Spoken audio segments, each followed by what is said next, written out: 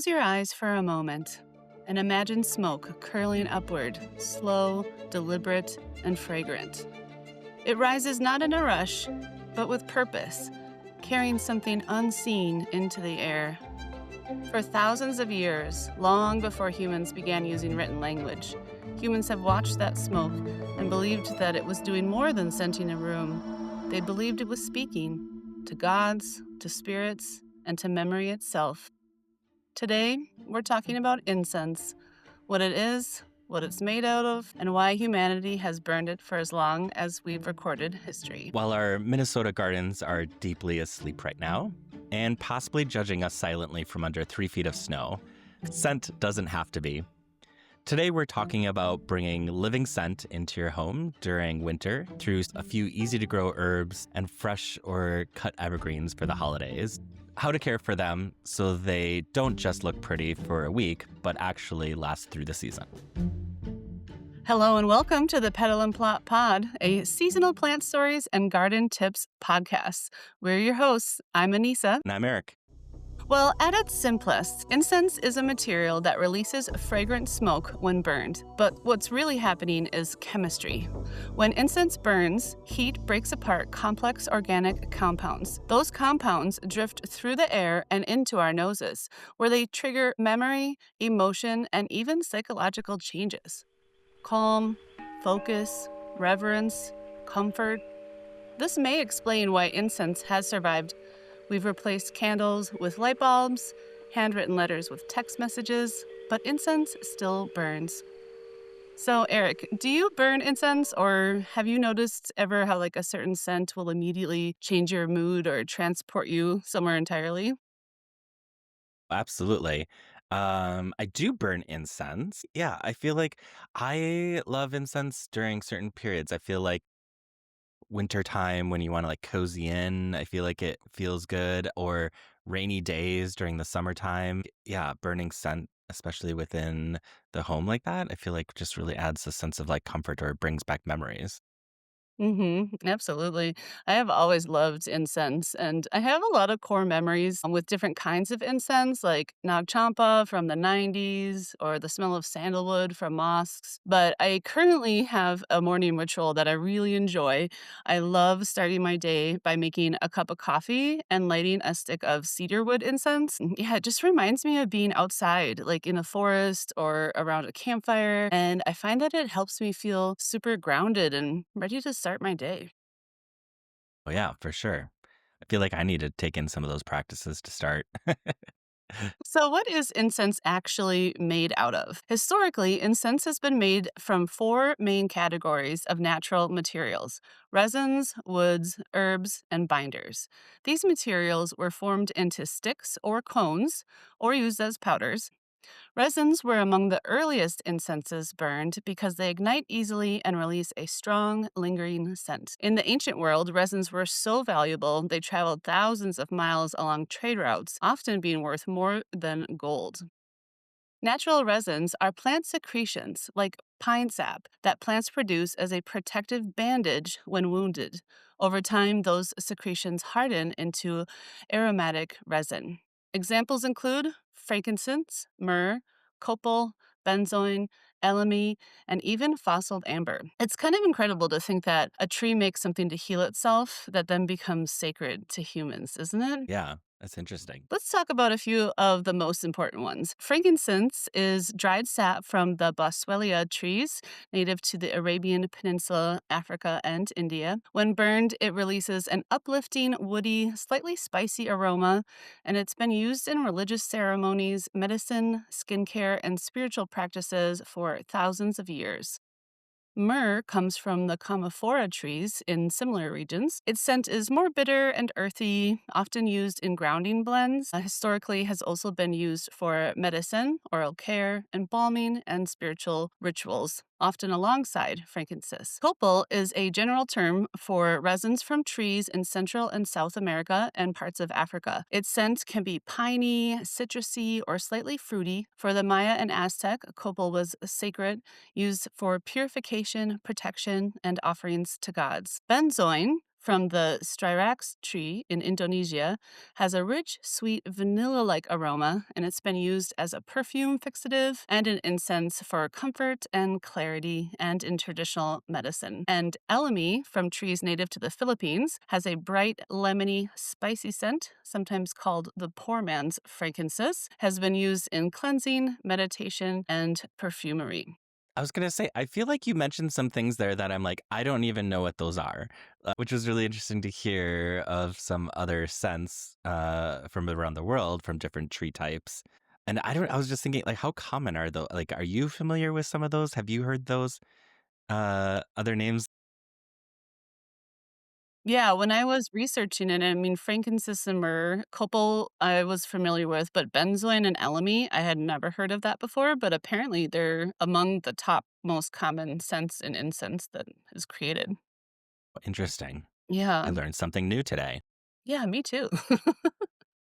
So, wood was ground into powder and added for its slow burning grounding effects. Some common woods include agar wood from the Achilleara genus trees, which is native to the rainforests and foothills of South and Southeast Asia, like India, Vietnam, Cambodia. And this is actually a dark, fragrant resin that forms in the heartwood of the tree only when it's infected by a specific fungus, the Phyllophora parasitica. It was extremely valuable and rare due to a actual low natural infection rate, making it one of the rarest and most expensive incense materials in history, and that which was at one time more expensive than gold. Of course, we have cedar and juniper. There are various species of these coniferous trees found across different regions, including North America, Europe, and Asia. They are known for their distinct, clean, woody, and sometimes balsamic aromas. And when I'm saying balsamic, I'm referring to balsam trees, not vinegar. And sandalwood from the santalum tree, especially the santalum album from India. Its creamy, sweet, and woody scent is highly prized and used in many traditional and religious practices and perfumery. So, in addition to the resin, the wood, we also have herbs, leaves, and barks. So, herbs, leaves, and barks were often gathered locally, dried, and ground into powders. These form the backbone of everyday household incense rather than temple rituals. So, some common examples include sage, Salvia officinalis, is native to the Mediterranean region. It's a perennial shrub that grows in dry, rocky soils and has been used globally for its culinary and medicinal uses. But I also want to take a moment here to just talk about the sages that are native to North America, though they are usually burned as a dried bundle as opposed to being ground into an incense. We have white sage or Salvia apiana, the most significant and sacred herb used in tribes in Southern California and Baja for many uses, and gray sage, Artemisia ludoviciana, which is what we have here in Minnesota. Sage has been used by Native American tribes for thousands of years and for a variety of purposes. For ceremonial and spiritual purposes, smudging or burning the dried leaves to create smoke for cleansing people, objects, and spaces of negative energy. Prayer by incorporating it into prayer ties, bundles, and ceremonies, and blessings as it was used to bless hunts, tools, and homes.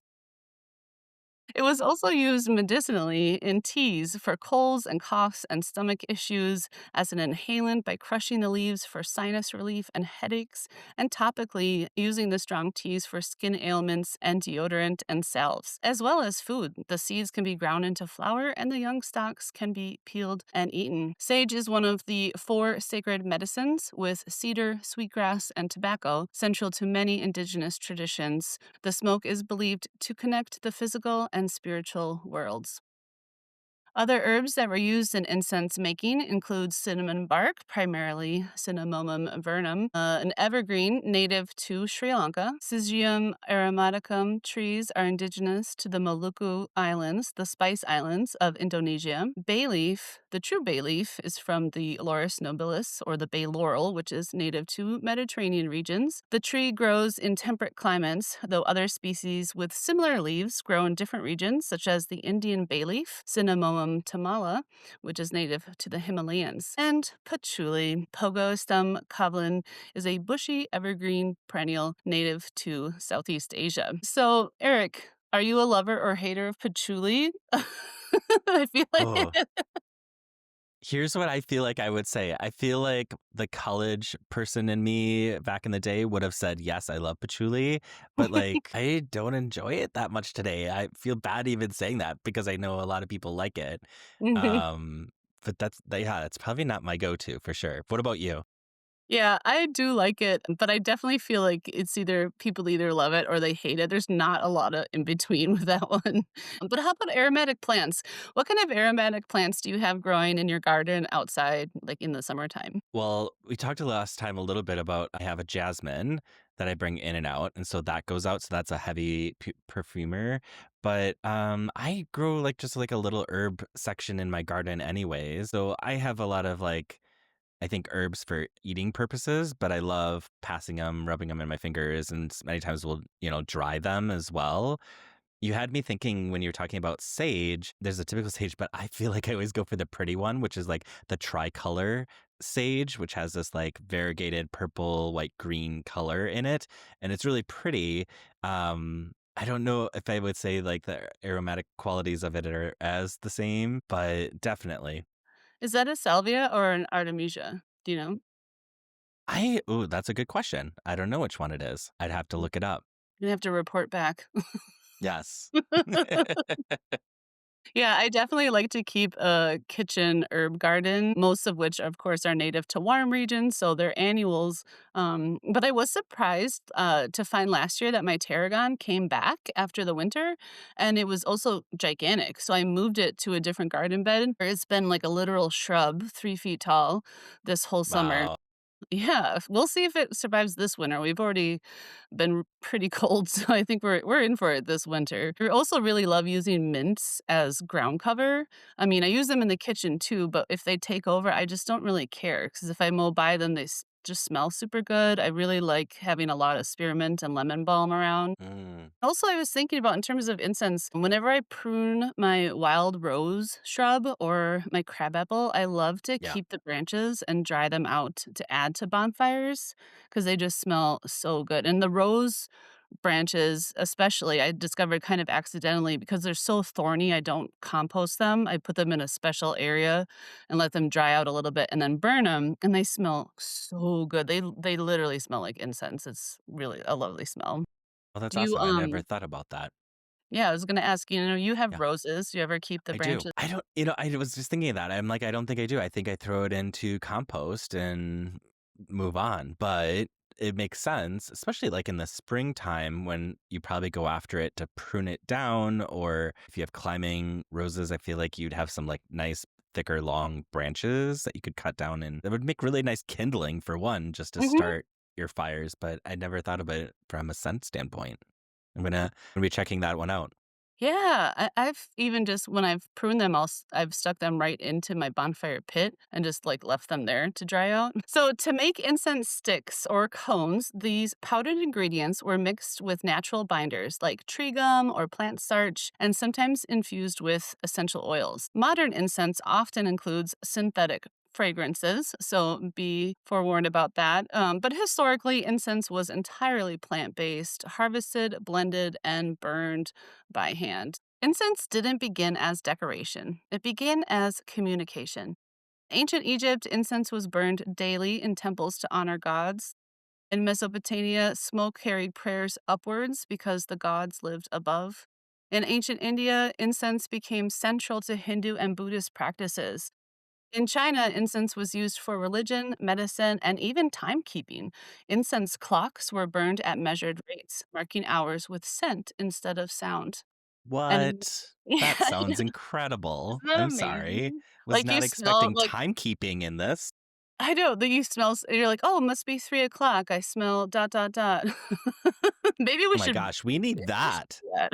Clocks need to do that. Can Apple Watches do that yet? That would be amazing. Ooh, right, your watch puffs out a little smell. That's $1,000,000 idea. I'm gonna say though, there's like a part of that I'm like, I think you could recreate that. I'm sure there's some smart incense creator that you can attach probably to your iPhone and create scents during periods of the day that you would like. I don't know. I think we I have love something it. there. I'm here for it. I'm here for it. Across cultures, incense served the same purpose to make the invisible visible. Incense was never neutral. Control of incense trade routes meant control of wealth. Frankincense caravans crossed deserts under armed guard. Cities rose along incense roads. Empires taxed it. Wars were fought over to access it. In religious spaces, incense marked authority, and often only certain people could burn certain blends. Today, incense lives a quieter life. It burns in homes, in bedrooms, in yoga studios, in art studios, and still in temples and mosques and churches. In moments of grief and celebration, in moments of calm, we light it to relax, to focus, to remember, or simply because we like the smell. But when incense burns, it still does what it has always done. It turns matter into meaning, it marks time, and it connects breath, fire, and memory. So, next time you light incense and watch the smoke rise, you're participating in a ritual older than the written language, shared by emperors, monks, healers, and ancestors whose names we no longer know. All of them stood where you stand now, watching the smoke carry something precious into the air. So, what kinds of garden tips do you have for us today, Eric? So, Anissa, I feel like scent is one of those garden elements that people don't always think about first, but once they notice it, they suddenly have very like strong opinions. And Mm-hmm. so, I feel like, especially right, if something like smells off, right? Mm. Mm-hmm. Like I was trying to think of, we easily think of plants that maybe smell good, but are there plants that like don't smell good to you, or that you're like, I don't like the smell of that plant? I have a plant that is both terrible and amazing. I have a lot of valerian growing in my boulevard, and I grow it and harvest the roots because it makes a tea that helps you fall asleep really easily. And the roots of that plant smell awful. They smell like stinky, dirty feet.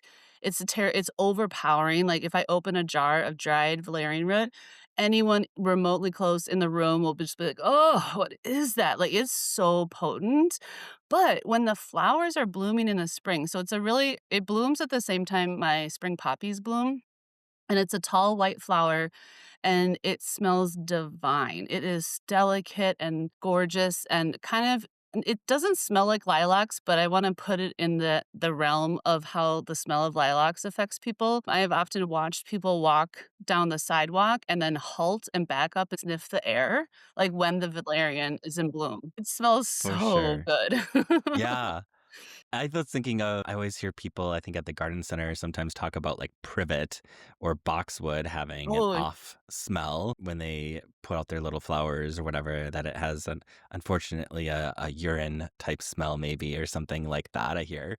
yeah, and Um, I never thought of that until I heard someone say that about boxwood, and now I can't unsmell it. Like, I didn't notice it before, but I can't unsmell it now now it's if there. I'm near boxwood. I'm like, "Ugh." So, okay. So, like in summer, we can, scent just kind of like sort of happens. You smell it around you.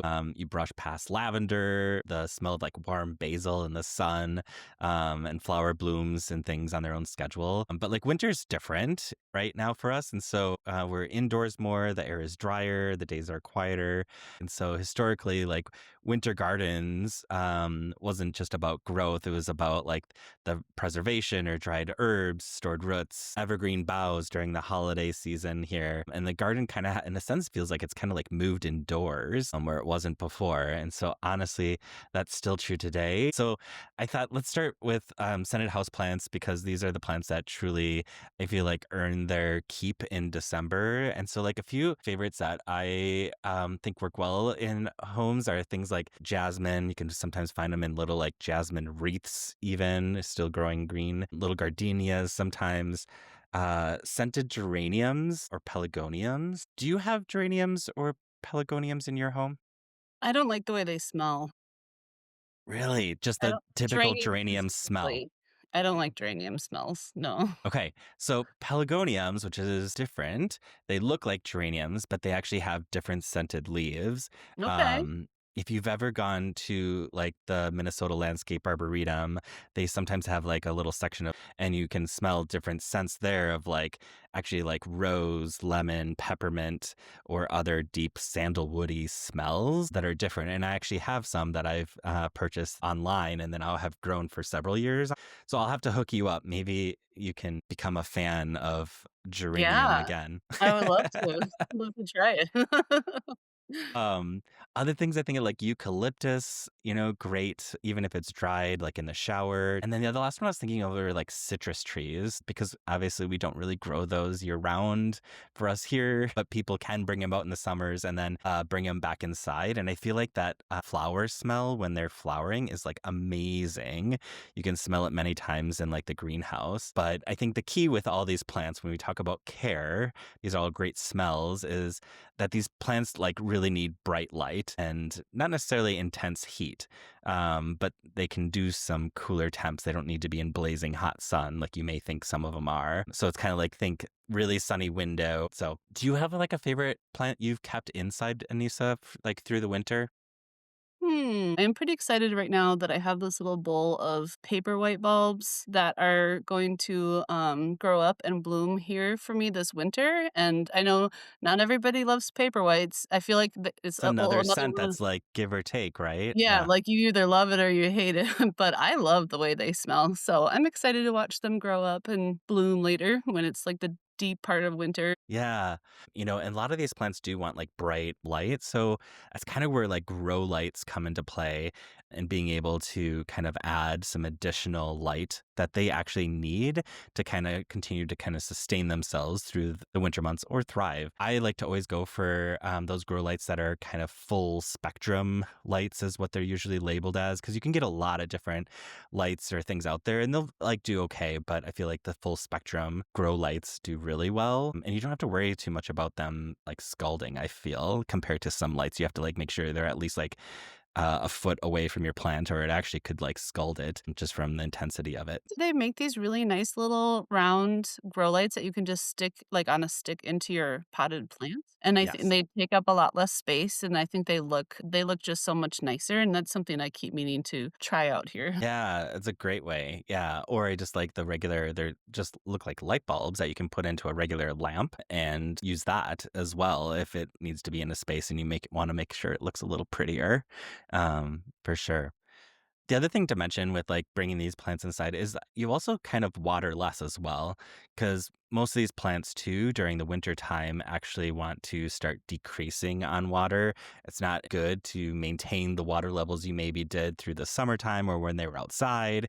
A wise person once tell me of like plants can take a little more drought than you think, and it's sometimes better to err on the drought side than it is to overwater and have something sit in water too much, where then you run into like root rot and other things that can really damage a plant and set it back quite significantly. So let's talk a little bit about like some herbs. Growing herbs indoors for scent. We were mentioning some of the ones that we like outdoors. So the mint and peppermint, which I think is brave of you to make that a ground cover. I would always put it in a pot. But the nice thing, if I put it in a pot, I can bring it inside afterwards. And then rosemary that I have, it probably is like 3 foot by 3 feet tall, and I keep it in a big pot and I just kind of wheel it in and out. And it's going like 6 years strong, which is Wow, amazing to me. amazing. But it's so great because we cut off it in through the winter time. It still has that nice scent to it, which I love.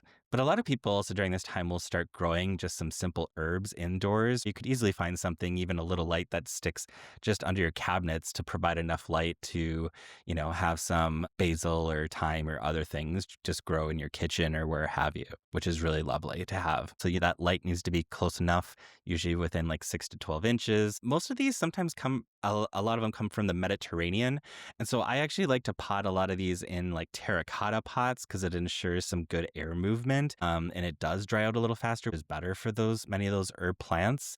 Um, but just other good things that can really like help, I think, add scent into your home or can become a daily ritual. But do you dry herbs? At the end of every growing season, I will pull the herbs up and then hang them in my kitchen, either on a rack or along a string with clothespins. Except for the basil. Usually, with the basil, I prune it pretty regularly so that it really gets super, super full. And then I harvest that and make pesto and freeze that. But the rest of the herbs I dry out. I also know people will cut it and freeze it, either sometimes freezing it into like ice cubes that maybe can Hmm. be thrown into like soups or beverages or things like that. Surprised at how much of a flavor and scent still is there, even though you're freezing it. But that was a new one for me. Yeah, I like doing that with pesto. I'll portion it into little baggies. I find just are easier to store for me than ice cubes. But yeah, once you break them out and they warm up again, it's just like it's August and it Yeah. smells amazing. Yeah. Right. Um, the other thing I was gonna talk about for scent was just like we're in the holiday season right now when this is happening, and so like evergreens and things that we've probably many of us already have maybe in our home right now. And I think we all know like Christmas tree, like make sure you keep water on it if you have a live one because they dry out fast. And so it's another great way to like add scent into the home too. I know I love having some live cut greens in the home just for that. So whether it's like pine, cedar, fir, spruce, juniper, scents just instantly ground us kind of like in it's winter, and that feeling like you're in a forest, you know? But I think if you're bringing those cut greens indoors versus them being outdoors in pots where they're going to be frozen and may last a little bit longer, that, heat definitely dries things out. And so if you bring them in and you want to maintain them longer, like let's say you have some kind of like a table setting or something, like it's good to actually always like make fresh cuts with it, because those cuts tend to dry out. And so you can kind of extend the life of it indoors by kind of like giving it a new fresh cut and then like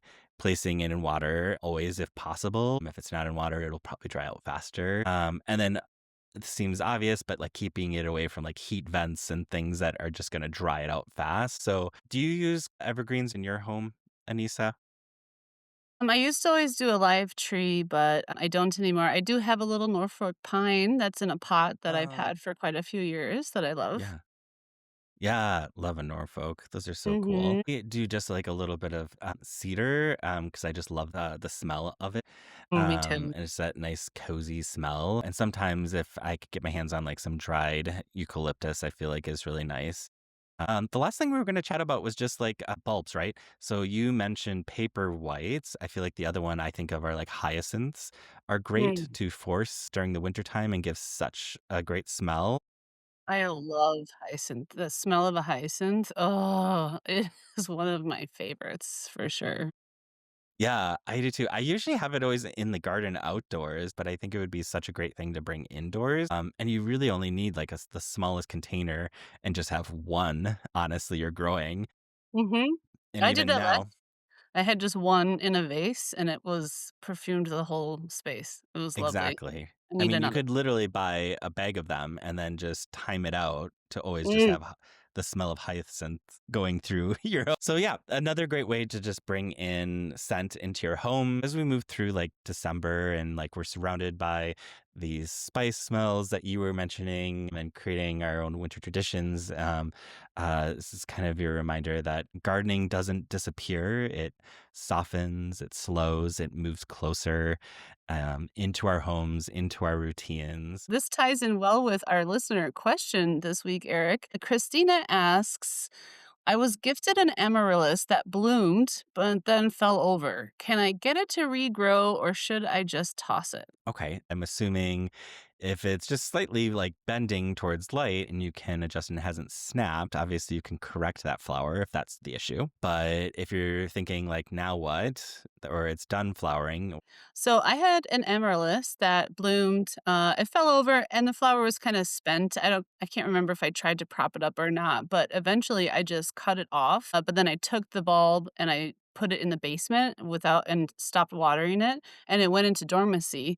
And then the next year or sometime later in the year, I brought it back out and started watering it, and it regrew. So you can get them to regrow year after Absolutely. year. As you grow amaryllis, and they flower, and then, they kind of just have leaves after that.